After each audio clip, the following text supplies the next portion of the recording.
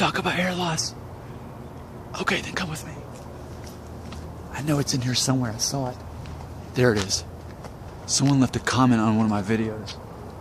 Here it is. This is it. Okay. We got to be discreet about this.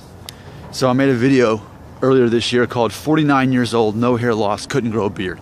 It's where I interviewed someone who was actually about to turn 50, and I think I just turned 35 at the time. Me with the Norwood 3, interviewing someone who's almost 50 with the Norwood 1. And basically the interview unfolded to explain the predictable stuff that I always say in my videos about ways to predict hair loss. For example, if you can't grow a beard until after high school and you don't have much body hair, like hair under your arms in high school, there's a good chance you're going to keep your hair longer than a guy like me. The theory is he who has the ability to grow body hair quicker is he who's going to lose his hair quicker. That's one of my theories, and he backs it up. In that video, in that interview, there was a comment left on it by our good friend Angry Greek Manyo. And here this is a simple comment, but he said, "Your hair looks better than his, LOL," end quote. We need to talk about this. Imagine this. Look at my hairline. I'm a Norwood 3. And I interview a Norwood 1 who is older than me. Yet it said that my hair looks better than his. And I just want to unpack that, and I think there's something to learn from this comment.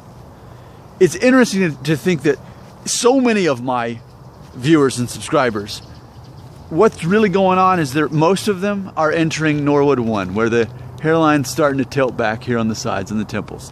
And that's Norwood 1, and then Norwood 2 is where it starts going up here, but it still forms a V. Mine's past that. My hairline has actually raised, and it's an M shape. It's rounded off up here. But that's not where most of my viewers are. Most of my viewers are Norwood 1 or 2, and I think almost the idea is, oh no, I'm getting uglier now because my hairline is not as good as other people my age that have zero hair loss at all or whatever. But I want this to serve as a reminder that even with a worse hairline, a more progressed hairline, you can still have better looking hair than someone who has perfect head of hair. And this is interesting because you can use this to your advantage. Because I've noticed this. I've seen 60-year-old men with perfect heads of hair, but then lousy hairstyles. I've seen that a lot. In fact, I've even noticed a trend. Older men, and I say older men, okay, let's go with this. Age 40, age 50, age 60, that still have all their hair like Norwood 1 or even 2, their hairstyles are very boring. And a lot of times they dress kind of boring. So they're blessed with this perfect head of hair, and they don't use that to their advantage. I've seen this many times. And it's almost like those of us who are Norwood 3 or beyond, we have to try that much harder to make up for the difference.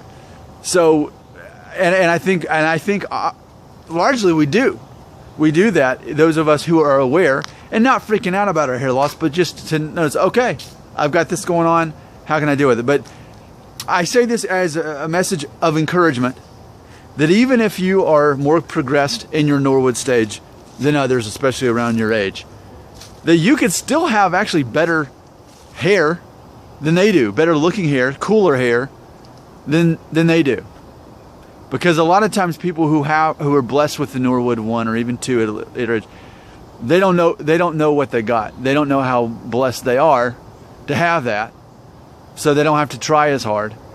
But those of us who try harder might actually end up looking better with what we've got, even though we've got less of it.